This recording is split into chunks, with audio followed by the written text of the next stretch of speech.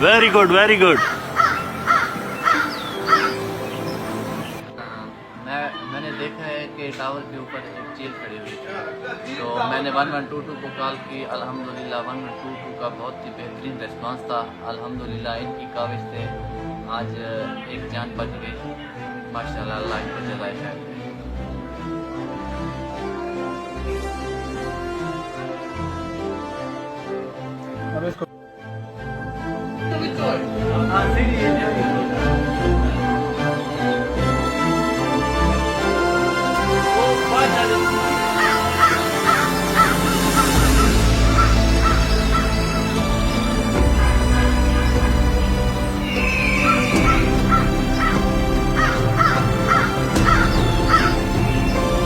Guideline दिखाओ रहमान। अल्हम्दुलिल्लाह जिंदा है।